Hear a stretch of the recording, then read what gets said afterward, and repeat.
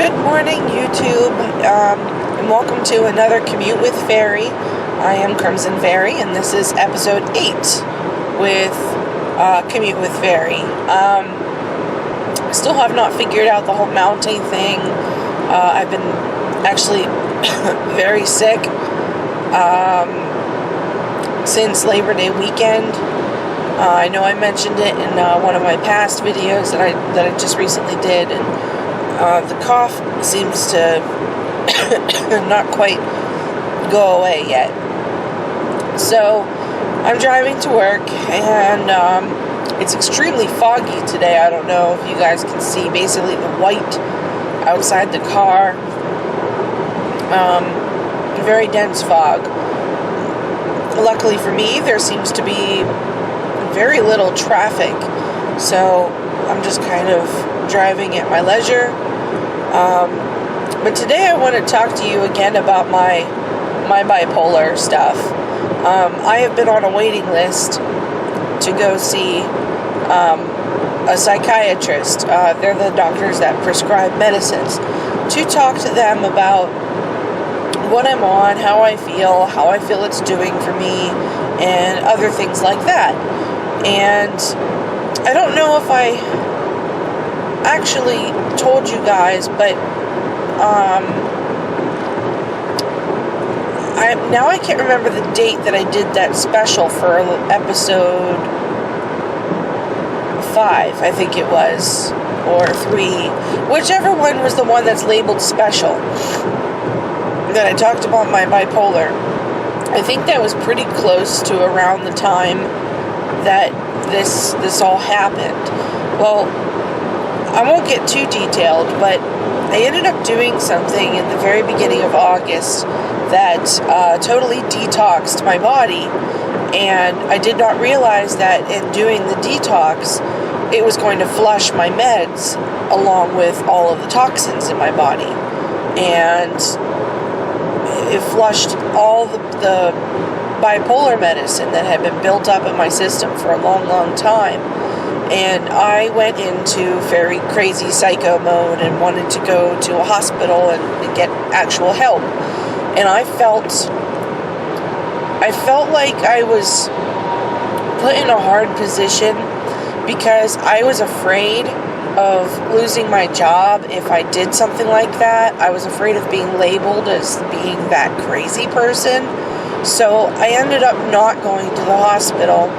And I talked to a girlfriend of mine for about 4 hours on the phone. And I haven't talked to her in probably a year. At least, 6 months to a year. So we had a lot to catch up on. But I mostly talked about what was happening in the immediate now. And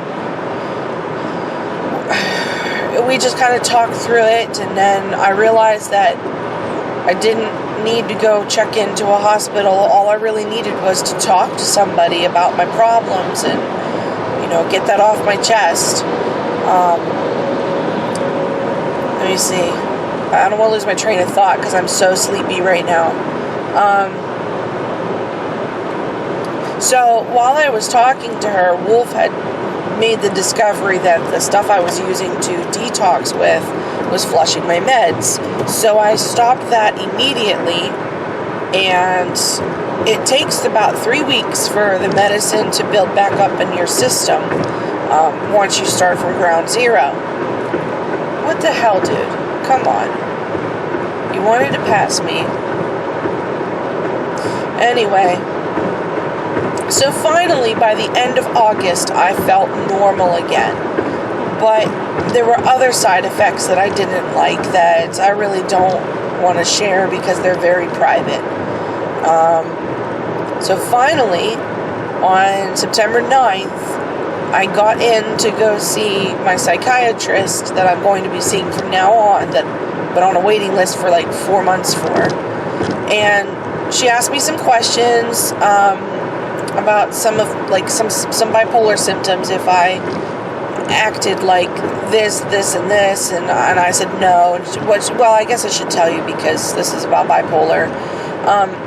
I guess a lot of bipolar people, or some bipolar people, can have an insomnia bout where it's not just a trouble sleeping thing, but that this bipolar person can stay awake for several days at a time without any sleep.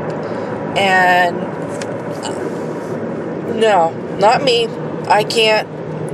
I do have trouble sleeping. I have trouble falling asleep, and I have trouble staying asleep. My talking is fogging up my windows here. Let's see if we can fix that.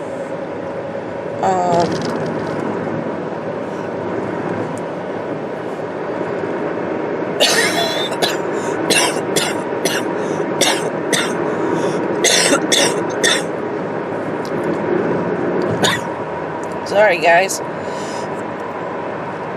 I wanted to take the video, even though I feel like crap, because I wanted to keep it real for you guys. I'm human, and I'm going to suffer normal human afflictions of colds and other, mental things. So, getting back to it, Wolf and I, he went in the appointment with me, and we talked about other symptoms. I'm trying to remember.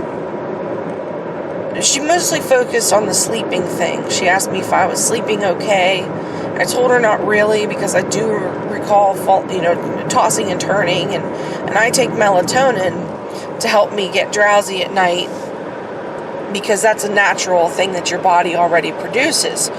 But I'm taking 6 milligrams, between 6 and 10 milligrams, depending on the night, in order to go to sleep. But even with taking that, I'm having trouble falling asleep, and I just don't feel sleepy like I should. So, therefore, I'm staying up later, and then when I still have to get up at the same time to get the kids ready for school, I absolutely feel like garbage the next day. And then the cycle just continues. And then when I feel like garbage, I act like garbage. I'm very bitchy, and I can be very irritable. And I'll be completely honest, I can be a downright bitch. And the only person who's allowed to say that to me is my husband. Because, when he says it, he means it. He's not just being angry at me. He's like, honey, come on, you're being a bitch now. Let's just calm down and check your emotions. So, the doctor wanted to give me 2 medicines, but because I have something called the Mirena, she can't give them to me because these things can cause interactions with the Mirena and cause the contraceptive to not work anymore, which would be really bad for me right now, because number one, we really don't want another baby, and then number two, I can't take any of these medications if I ended up being pregnant. So I would basically go back to being my old psychotic self, maybe even worse than before. Because, like I said, when I flushed all the meds out of my system, I felt like my world was absolutely falling apart. And I know that saying it now, it even sounds like, oh, yeah, no, Faery, you don't know what you're talking about. You don't know what that feels like. Yeah, you do. When your brain is lacking the serotonin and the other things that the chemicals that the pills are providing you, and you have that chemical imbalance, it felt like, and I could visualize this, that it felt like I was walking on ground that could crumble at any moment, and then I would fall into an endless pit. That's exactly what it felt like. And it was scary. It was really scary. So I recommend that, that if anybody else feels that hopelessness, I encourage you to please look up your local hotline, your crisis hotline. I have one for my area that was given to me. I saved the number in my phone for emergencies. A lot of times they have emergency services where they'll come out to your home. They can help escort you to the hospital if you need to. And to get back to the hospital thing, I found out that if I had checked myself into the hospital, number one, I would not have been fired from my job, because it's something that was medically necessary to get myself help. I may not have been paid for those days, but I definitely would not have been fired for that. And I would have gotten the help that I needed sooner. So, on a hindsight note, maybe I should have. But I also didn't want to leave my husband alone with the children, because I didn't know how many days I would be at the hospital. And I think you're not allowed you're not allowed your cell phone or anything like that. So I don't know if I would have been allowed to take my tablet for any kind of entertainment while I sit there. And I didn't want to be labeled as that crazy person. So anyway, the new medications my doctor gave me were different, because they were her second choice meds, and it's actually a combination. She wrote me 4 prescriptions, 2 of which are the mood stabilizers. One is Ambien, so I can fall asleep at night, which today was the second day, last night was the second night taking them, and then one for as-needed anxiety during the day.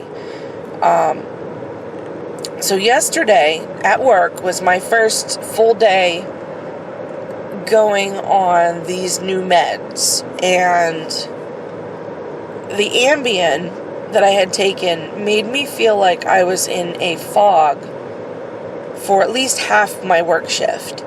I actually went to work and I got in trouble. There were some things that I did that I didn't intend to harm anybody or anything. I never ever intend that. But I was still reprimanded by my manager. And then later on that afternoon, when I had a one-on-one coaching with my team leader, I had yet again another reprimand for something that I had all good intentions for, but apparently was a no-no. And by the time I left, actually it was right after my coaching that I was like, you know what, I fucking hate my job. I absolutely hate my job. And I've never said those words. In the 4 years, because November will be my 4th anniversary with this company. In the 4 years that I've worked for this company, I have never uttered the words that I hate my job. What I really hate is the corporate politics, because that's what it is. The thing that I did that was unintentional was I forwarded an email to a group of people who should have been originally included in the original email.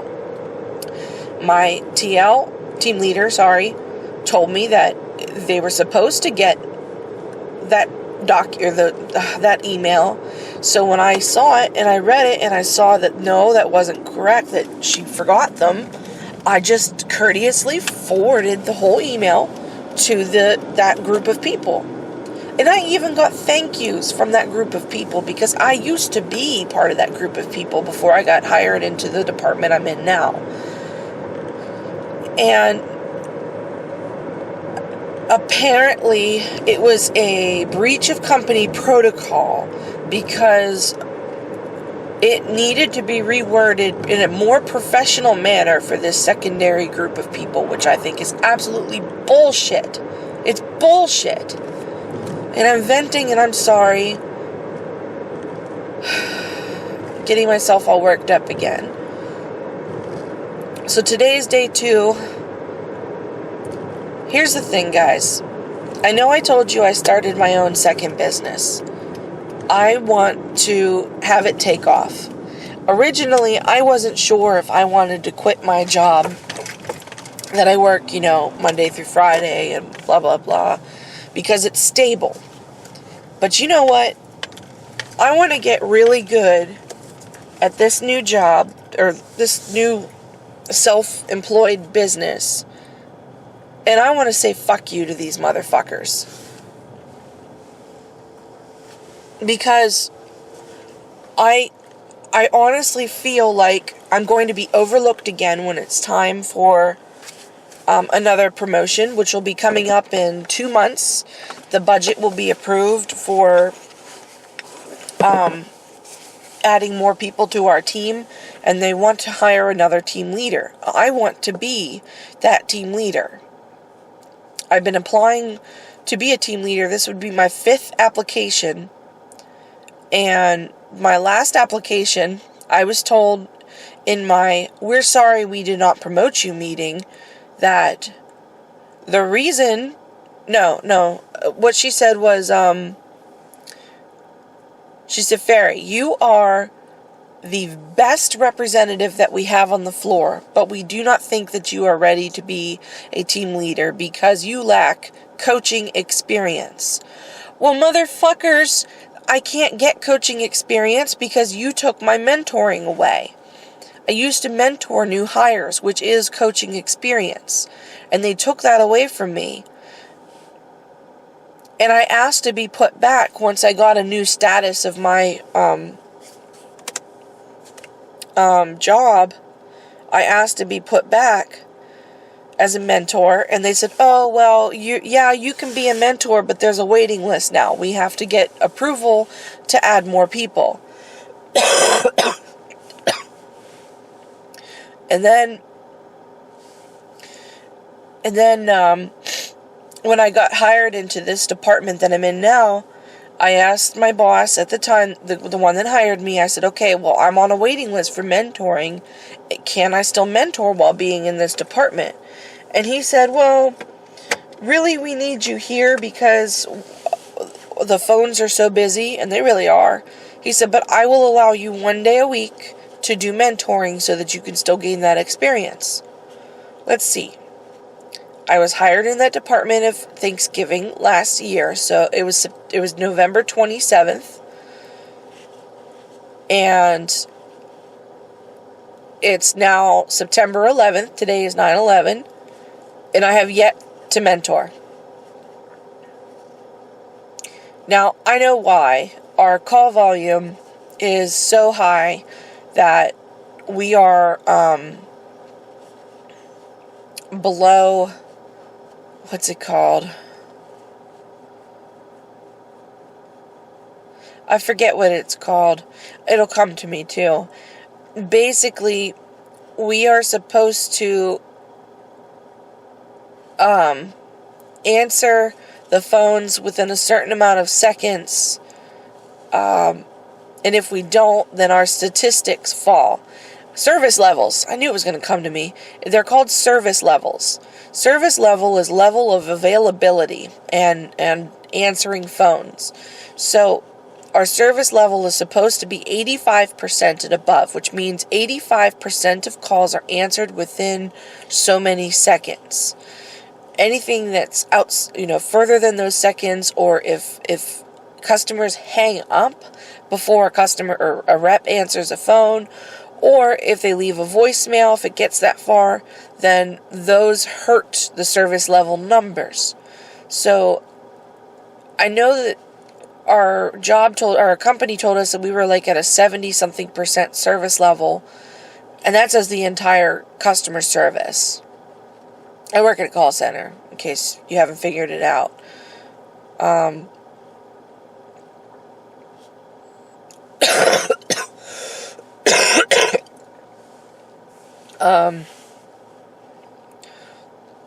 Yeah.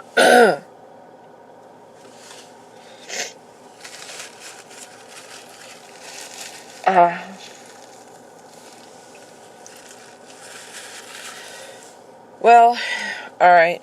I'm done with my rant. I think I'm going to go take one of those anxiety things, even though I'm already pretty sleepy from the Ambien. I had a cup of coffee this morning. I know I broke my rule, but I needed it because of this new medicine. I checked my sleep graph from my wristband that I wear. I checked that, and I slept like a baby last night, according to my phone. I didn't move but like 3 times the whole night, which probably felt gorgeous. But this morning when my husband came and woke me up, and he's like, okay, it's time to get up, and I'm like, no, and it took me forever to get out of bed. It's tough. And I even took I took the Ambien. Let's see, it was 10:30 when I took all my meds. And I was sitting there. I watched The Walking Dead again last night. I'm in season 2. I watched 2 episodes.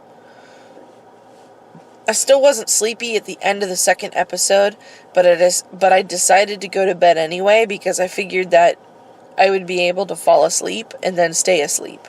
And I was right. As soon as I got comfy and laid down, I fell asleep right away. There was no problems at all. No staying awake or anything. And I got 8 hours of sleep according to my phone, which is what you need for Ambien. I just don't know why I still have this lingering effect. I'm going to see if I can cut the pill in half. The pill is microscopic, so that might be difficult. We have a pill cutter, but it still might be too small for Wolf's pill cutter. And I realize I'm just rambling now, so I'm really sorry that I'm just rambling. It's 9:15. I start my shift at 9:30. I don't want to go in there. I want to say fuck you and go do this self-business thing all by myself and rock it out. The problem is, I can't afford the income loss right now. And with my husband not being able to find a job that pays as good as mine pays, we're pretty much SOL. So, yeah. Anyway, this has been a fantastic chat with you guys. Sorry for the sarcasm. Hey, at least you know that I'm a real person and I don't fake. I just want this cold to go away. Tonight is a bonfire at my church. It's called the Backyard Bash, and they're inviting people to come out. We're selling hot dogs and s'mores, and people can cook stuff at the bonfire, and all the proceeds are going to go to a fundraiser that our church is doing. I'm trying to remember it. It's got something to do with cows.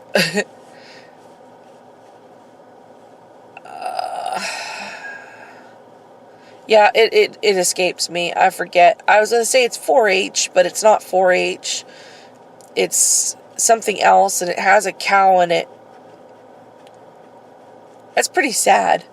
I don't understand. We only just started going back to church a couple months ago, and I go about every other week because I usually have either a migraine, or this past week I was so sick I just couldn't move from my couch or my chair. I was just so miserable.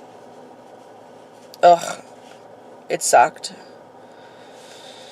Well, anyway, it's now 20 after, and I'm going to go ahead and head in and get my work day started.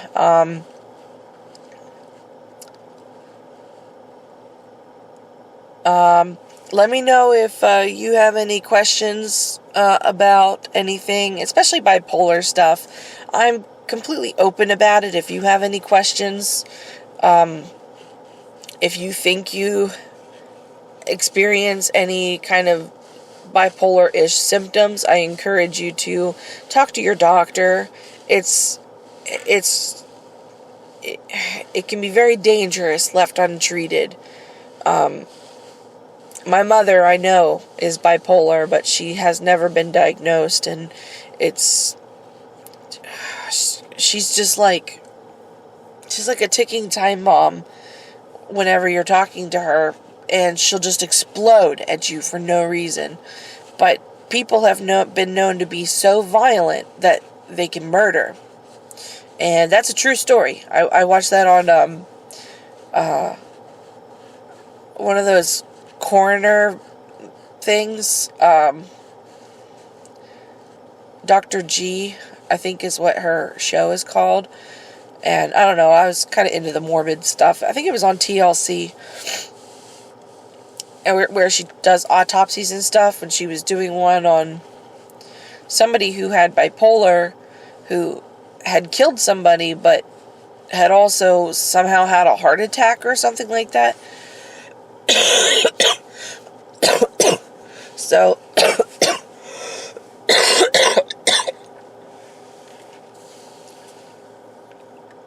that's delicious.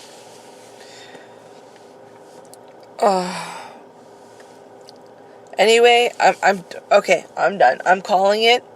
Have a great day, guys. Thanks for watching and tolerating me today. This has been